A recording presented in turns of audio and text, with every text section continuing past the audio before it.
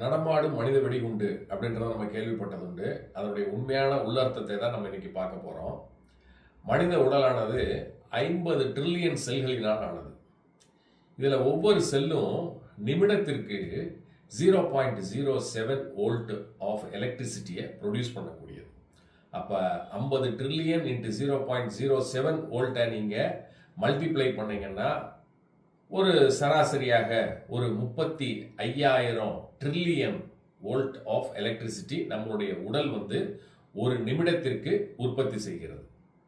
அப்ப இவ்வளவு மின்சாரம் எங்க போகுது, இது எதுக்கு தேவை அப்படின்னு பார்த்தா நம் உடலில் இருக்கக்கூடிய மிக முக்கிய உறுப்பு மண்டலங்களின் செயல்பாட்டிற்கு இது தேவை. அப்ப ஜீரண மண்டலம் சொல்லக்கூடிய டைஜஸ்டிவ் சிஸ்டம், சுவாச மண்டலம்னு சொல்லக்கூடிய ரெஸ்பிரேட்டரி சிஸ்டம், சுழற்சி மண்டலம்னு சொல்லக்கூடிய சர்க்குலேட்டரி சிஸ்டம், கழிவு நீக்கு மண்டலம்னு சொல்லக்கூடிய எக்ஸ்கிரீட்டரி சிஸ்டம், இனப்பெருக்க மண்டலம்னு சொல்லக்கூடிய ரீப்ரொடக்டிவ் சிஸ்டம் மற்றும் பிற கனெக்டட் சிஸ்டம்ஸ், இவை அனைத்தையும் இயக்குவதற்கு இந்த எலக்ட்ரிசிட்டி தேவைப்படுது. அப்ப இந்த எலக்ட்ரிசிட்டி அடிப்படையாக எங்கிருந்து உருவாகிறது இவ்வளவு? அப்ப இந்த எலக்ட்ரிசிட்டி எங்கிருந்து உருவாகிறதுன்னு நாம் தெரிந்து கொள்ள வேண்டும். இந்த எலக்ட்ரிசிட்டி எல்லாமே எண்ணலைகளில் இருந்து உருவாகிறது அப்படின்றாங்க. அப்ப இந்த எண்ணலைகள் பாத்தீங்கன்னா நொடிக்கு உருவாகுவது, எலக்ட்ரிசிட்டி நிமிடத்திற்கு உருவாகுது.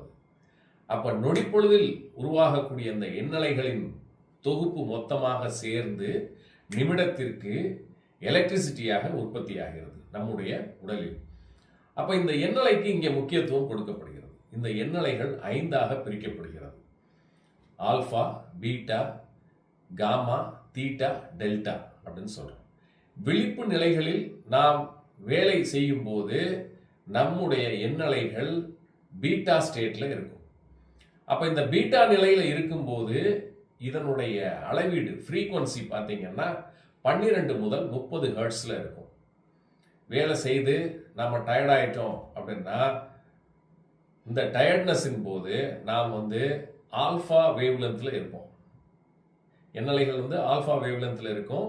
இது 8 முதல் 12 ஹெர்ட்ஸ்ல இருக்கும். இப்ப வேலை செய்யும் போதோ வேலை செய்யாமல் ஓய்வில் இருக்கும் போதோ பிறர் மீது கோவப்பட்டாலோ இல்ல ஒரு எமர்ஜென்சி சிச்சுவேஷன்ல பயத்தினாலோ நாம் வெகுண்டு எழுந்தாலோ ஒரு ஆன்சைட்டி டிப்ரெஷன் வந்தாலோ நாம காமா ஸ்டேட் ஆஃப் மைண்டுக்கு போயிடுவோம். அப்ப இந்த காமா எண்ணலைகளுக்குள்ள மனது செல்லும் போது இருக்கிறதுலேயே உயர்வாக அதிகமாக இருப்பதிலேயே அதிகமாக ஃப்ரீக்வன்சி பார்த்தீங்கன்னா 30 முதல் 100 ஹெர்ட்ஸுக்கு போகும் நிமிடத்திற்கு. அடுத்ததாக நாம் உறங்க செல்லும் போது முதல் நிலை உறக்கம், 2ஆம் நிலை உறக்கம்னு 2ஆ பிரிச்சுக்கலாம். சரிங்களா? ரெம் ஸ்லீப், நான் ரெம் ஸ்லீப்னு சொல்லுவோம். அப்ப ரெம் ஸ்லீப், நான் ரெம் ஸ்லீப்ல ரெம் ஸ்லீப் அப்படின்னா கனவுடன் கூடிய உறக்கம், கனவுகளே இல்லாத ஆழ்ந்த உறக்கம்னு சொல்லுவோம். அப்ப கனவுகளுடன் கூடிய உறக்கத்தை தீட்டா வேவ் லென்த்ல எடுத்துக்கிறாங்க. இப்ப கனவுகளுடன் கூடிய இந்த உறக்கத்துல தீட்டா வேவ் லென்த்ல நீங்க இருக்கும்போது 4 முதல் 8 ஹெர்ட்ஸ் தான் ஓடும், ரொம்ப கம்மி. இதற்கு அடுத்ததாக பாத்தீங்கன்னா ஆழ்ந்த உறக்கத்துக்கு போவீங்க, எந்த கனவுமே இல்லாத ஆழ்ந்த உறக்கம். இது பாத்தீங்கன்னா 0.5 to 4 ஹெர்ட்ஸ்ல தான் இருக்கும். அப்ப இந்த எண்ணலைகள் ஒரு மனிதன் சராசரியாக 24 மணி நேரத்துல இந்த 5 விதமான எண்ணலைகளுக்குள்ளும் பயணித்துக் கொண்டுதான் இருக்கின்றான். அப்ப அதிகமான எண்ணலைகள் அப்படின்னு சொல்லி பார்த்தீங்கன்னா ஒரு நொடிக்கு அப்படின்றது எவ்வளவுன்னு கணக்கிடவே முடியாது. அப்ப கணக்கிடப்பட முடியாத அளவிற்கு நம்முடைய எண்ணலைகள் புதிய எண்ணங்களுடன் அங்கங்கே பயணித்துக் கொண்டிருக்கும் போது ஒரு நொடிக்கு உருவாகக்கூடிய இந்த வேவ் லென்த் அப்படின்னு சொல்லக்கூடிய ஹெர்ட்ஸ்ல நம்ம மெஷர் பண்ணக்கூடியது பார்த்தீங்கன்னா அளவிட முடியாத அளவுக்கு இருக்கும். அப்ப நாம அதிகமாக வேலை செய்கிறோம் அப்படின்னா ஒரு நிமிடத்திற்கு அப்படின்றது ஒரு நொடி பொழுதில் இருந்து தான் கணக்கிடப்பட வேண்டும். அப்ப 12ல இருந்து 30 ஹெர்ட்ஸ் வரும் நீங்க வேலை செஞ்சுக்கிட்டு இருக்கும்போது. நீங்க டயர்டாகி கொஞ்சம் ரெஸ்ட் எடுக்கிறீங்க அப்படின்னா 8ல இருந்து 12 ஹெர்ட்ஸுக்கு கம்மியாகும். அடுத்து நீங்க கோவப்பட்டீங்கன்னா ரொம்ப ஜாஸ்தியா போகும். அப்ப அதனாலதான் சொல்றது, அதிகமாக கோவப்படுறவங்களுக்கு என்ன ஆகும் அப்படின்னா அதிகமான வேவ் லென்த் பாடியில இந்த எண்ணலைகள் ஃப்ரீக்வன்சியில 30 இருந்து 100 ஹெர்ட்ஸ்ல இருக்கும்போது இது அதிகமான எலக்ட்ரிசிட்டியை உற்பத்தி செய்யும் போது இந்த எலக்ட்ரிசிட்டி சமநிலை தவறும் போது என்ன ஆகும்னா உடல் உள்ளுறுப்புகளை பாதிப்படையும். மருத்துவமும் சரி, மருந்துகளும் சரி, ஆராய்ச்சிகளும் சரி, எவ்வளவோ இன்னைக்கு அட்வான்ஸா போனதுக்கு பிறகும் நம்மால் முழுமையாக இன்னைக்கு வரைக்கும் வெல்ல முடியாத நோய்கள் அப்படின்றது இன்னைக்கு வரைக்கும் நம்மளுக்கு மிகப்பெரிய சேலஞ்சஸா இருக்கு. ஃபார் எக்ஸாம்பிள் கேன்சர், அல்சீமியர், பார்க்கின்சனிசம், இது போன்ற பல நோய்கள்.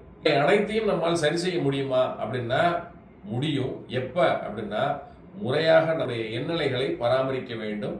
இந்த பராமரிப்பின் மூலமாக முறையாக நம்மளுடைய உடலில் உற்பத்தியாகக்கூடிய இந்த மின்னலைகளை நாம் சமநிலையில் வைத்திருந்தோமே ஆனால் நம் உடல் உள் உறுப்புகள் அனைத்துமே சமநிலையில் செயல்படும். இந்த சமநிலையானது நம்மளை ஆரோக்கியமான நிலைகளில் என்றென்றும் வைத்திருக்கும். அப்ப இந்த எண்ணலைகளை பராமரிக்கிறதுல தான் அடிப்படை விஷயமே இருக்குது. அப்ப இந்த எண்ணலைகளை பராமரிப்பதற்கு என்ன சிகிச்சை முறை இருக்கு அப்படின்னா எந்த சிகிச்சை முறையும் கிடையாது. ஒரே ஒரு பயிற்சி முறை மட்டும்தான் இருக்கு. அந்த பயிற்சிக்கு பெயர் தான் தியானம்.